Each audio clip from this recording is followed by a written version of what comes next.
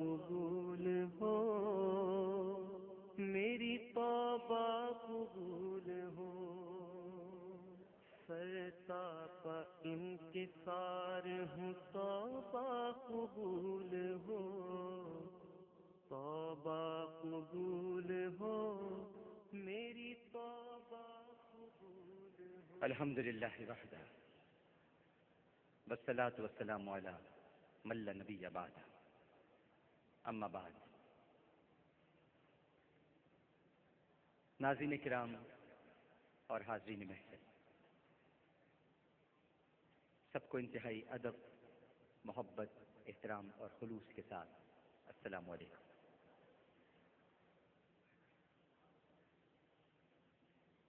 حضور صلی اللہ علیہ وآلہ وسلم یہ دعا مانگا کرتے تھے، اے اللہ مجھے ایسی آنکھیں عطا فرما جو تیرے خوف سے رونے والی ہیں۔ حضرت صدیق اکبر رضی اللہ تعالی عنہ ارشاد فرمایا کرتے تھے کہ خوف الہی سے اگر رونا نہ آئے تو رونے جیسی شکل بنا لیا کر۔ حقیقت تو یہ ہے ناظرین اور حاضرین کہ جہاں پانی جاری ہوتا ہے وہیں سبزہ ہوتا ہے، جہاں پانی جاری ہوتا ہے وہیں سبزہ ہوتا ہے، اور جہاں آنسو جاری ہوتے ہیں وہیں خدا کی رحمت اور مغفرت ہوتی ہے۔ امیر المومنین سیدنا فاروق اعظم رضی اللہ تعالی عنہ وہ ہستی ہیں کہ جن کی 22.5 لاکھ مربع میل پر حکومت قائم تھی، اور جن کے روب و دبدبے کا یہ عالم تھا کہ شیطان ان کی راہ میں پھٹکتا بھی نہ تھا، لیکن فکر آخرت اس حد تک دامنگیر تھی ناظرین اور حاضرین کہ جب دوران تلاوت قیامت کی ہولناکیوں یا عذاب سے متعلق کوئی آیت آ جاتی تو اتنا روتے کہ بے ہوش ہو جاتے۔ علامہ ابو اللیث سمرقندی رحمہ اللہ تعالی ارشاد فرماتے ہیں کہ 7ویں آسمان پر اللہ سبحانہ و تعالی کے ایسے فرشتے ہیں کہ اللہ تعالیٰ نے انہیں جب سے پیدا کیا ہے برابر سجدے میں ہیں، اور اللہ تعالیٰ کے عذاب سے انتہائی خوفزدہ ہیں۔ قیامت کے دن جب سجدے سے سر اٹھائیں گے تو کہیں گے سبحانک ما عبدناک حق عبادتک، اے اللہ تو پاک ہے، ہم تیری کما حق ہو عبادت نہیں کر سکے۔ حالانکہ اللہ سبحانہ و تعالیٰ خود ان کی یہ شان بیان فرماتا ہے کہ یخافون ربهم من فوقهم ویفعلون ما یؤمرون، وہ فرشتے اپنے رب سے ڈرتے ہیں کہ جس چیز کا انہیں حکم دیا گیا ہے وہی کرتے ہیں، اور ایک لمحہ بھی اس کی نافرمانی میں نہیں گزارتے، لیکن اس کے باوجود ان فرشتوں کا یہ حال ہے۔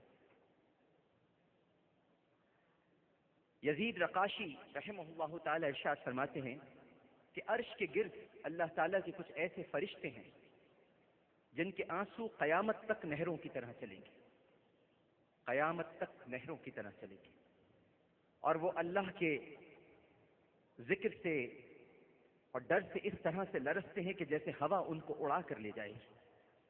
اللہ تعالیٰ فرماتے ہیں اے میرے فرشتوں تم کیوں خوف کرتے ہو؟ تو وہ کہتے ہیں کہ اے رب ہم جتنی تیری عظمت اور تیری عزت کو جانتے ہیں، اگر زمین والے جان لیں تو کھانا پینا چھوڑ دیں پروردگار، اور بستروں پر نہ لیٹیں، جنگلوں میں نکل جائیں اور بیلوں کی طرح ٹکراتے رہیں۔ اور جہاں تک فخر موجودات سرور کائنات میرے آقا و مولا حضرت محمد مصطفیٰ صلی اللہ علیہ وآلہ وسلم کا تعلق ہے تو آپ تو ناظرین اور حاضرین گناہوں اور برائیوں سے معصوم ہونے کے باوجود فکر آخرت اور امت کے غم میں مستغرق رہا کرتے تھے۔ جامع ترمذی میں حضرت ابو سعید خدری رضی اللہ تعالی عنہ ارشاد فرماتے ہیں کہ اللہ کے رسول صلی اللہ علیہ وآلہ وسلم نے ارشاد فرمایا اے ابو سعید میں کیسے پرتعیش زندگی گزاروں، اے ابو سعید میں کیسے پرتعیش زندگی گزاروں، حالانکہ سور پھونکنے والے فرشتے نے منہ میں سور لے رکھا ہے اور اللہ کے حکم سے کان لگا رکھا ہے اور پیشانی جھکا رکھی ہے اور اس انتظار میں ہے کہ جب اللہ کا حکم ہو اس وقت وہ سور پھونکے. اس لیے ہمیں ہر وقت آخرت کی تیاری کرنی چاہیے، اس کی یاد سے غافل نہیں ہونا چاہیے. جانے کب سور پھونکنے کا حکم ہو جائے اور اس کائنات کا نظام درہم بھرم ہو جائے اور انسان کو پلٹنے کا موقع بھی نہ ملے. اور دوسری طرف صحابہ کرام رضوان اللہ تعالی علیہم اجمعین جو اللہ سبحانہ و تعالی اور نبی کریم صلی اللہ علیہ وآلہ وسلم کی کامل اطاعت اور فرما برداری کے باوجود اللہ کی پکڑ سے اس قدر خوف زدہ رہتے تھے ناظرین اور حاضرین کہ جیسے ہی آخرت کا تذکرہ ہوتا رونے لگتے، ان کی داڑھیاں مبارک آنسوؤں سے تر ہو جاتی، روتے روتے ہچکیاں بن جاتی، تلاوت کرتے ہوئے خدا کے خوف سے آواز نکلنا بند ہو جاتی اور بعض روتے روتے گر پڑتے اور بعض بستر پر کروٹیں بدلتے رہتے، نیند نہ آتی اور بعد میں صبح اٹھ کر فجر کی نماز جب پڑھتے تو پھر چاش تک آہو بکا کرتے رہتے. ایک وہ پاکیزہ ہستیاں تھیں جن کے دن اللہ اور اس کے رسول صلی اللہ علیہ وآلہ وسلم کی اطاعت میں گزرتے تھے اور راتیں بھی اللہ سبحانہ و تعالیٰ کے حضور الہا و زاری، گریہ و زاری، تضرع اور آنسوؤں سے تر رہتی تھی.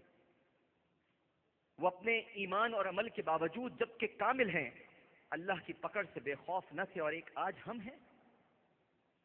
ہیں کہ نہ ایمان کی اور نہ عمل کی درستگی کی فکر ہے اور جہنم سے تو ایسے بے خوف ہیں کہ جیسے کوئی مسئلہ ہی نہیں ہو. صحابہ کرام رضوان اللہ تعالی اجمعین کا میں نے ذکر کیا. کتاب التوابین میں آج ایک واقعہ آپ کے سامنے پیش کرتا ہوں. میرا بھائی منظور وسان بھی یہاں پر موجود ہے. یہ ہمارے ساتھ آج شب توبہ میں شریک ہونے آئے. کوئی ان کے دل سے پوچھے کہ یہ کیوں آئے. انہوں نے مجھے بتایا کہ میں اس دعا میں شریک ہونا چاہتا ہوں کہ تاکہ میں یہ دعا کروں آپ سب کے ساتھ مل کر کہ اس شہر میں امن ہو جائے. کتاب التوابین میں حضرت مالک بن دینار کی توبہ کا ذکر ہے. میں آپ کے سامنے ضرور بیان کروں گا. اور اے مومن مسلمانوں، اے مومن مردوں اور اے مومن عورتوں، بڑا دل تھام کے سننا مالک بن دینار کی توبہ کا واقعہ اور اپنے آنسوؤں کو پروردگار کی بارگاہ میں پیش کرتا. مالک بن دینار رحمہ اللہ تعالی، ان سے ایک بار ان کی توبہ کا سبب پوچھا گیا. ڈاکٹر صاحب، ان سے پوچھا گیا کہ آپ کی توبہ کا سبب کیا ہے. کہنے لگے کہ میں پولیس میں کام کرتا تھا اور بہت شراب پیا کرتا تھا. میں نے ایک خوبصورت باندی خریدی، بہت خوبصورت باندی. وہ میرے لیے بہت اچھی ثابت ہوئی اور پھر میرے ہاں ایک لڑکی پیدا ہوئی. اس لڑکی سے مجھے بہت لگاؤ ہو گیا، بہت پیار ہو گیا مجھے اس لڑکی سے. میری بچی تھی، میری ننھی سی، میری منی سی بچی. اس کے دل میں میری محبت بہت بڑھتی چلی گئی. لیکن ہوتا یہ تھا کہ جب میں شراب پیتا تھا وہ شراب آ کے گرا دیا کرتی تھی. میں پھر گلاس بھرتا، وہ پھر آ کے میرا شراب کا گلاس گرا دیتی. جب اس کی عمر 2 سال کی ہوئی تو اس کا انتقال ہو گیا. اس کی موت نے مجھے دل کا مریض بنا دیا. پیار تھا بہت، بیٹی ہے، ننھی سی ہے، 2 برس کی ہے.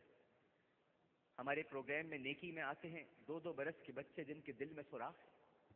ان کے ماں باپ سے پوچھے ان کے دل پہ کیا گزرتی ہے جب ان کے بچے نہ کھیل سکتے ہیں نہ کود سکتے ہیں. یہ بیٹھے اختیار بیگ، اشتیاق بیگ صاحب، پوچھیں ان سے ان بچوں کے بارے میں کہ جب یہ ان کی خواہشیں پوری کرتے ہیں اور کوئی بچہ اختیار بیگ صاحب سے آ کر یہ کہتا ہے کہ میری زندگی کی آخری خواہش یہ ہے کہ میں نے کبھی پیٹ بھر کے کھانا نہیں کھایا، مجھے کھانا کھلا دیجیے. بچی سے بہت پیار تھا، 2 سال کی تھی، انتقال ہو گیا. کہتے ہیں کہ 15ویں شعبان کی تاریخ تھی، 15 شعبان تھی اور جمعے کا دن تھا. میں نشے میں چور سو گیا اور میں نے اس دن عشاء کی نماز بھی نہیں پڑھی.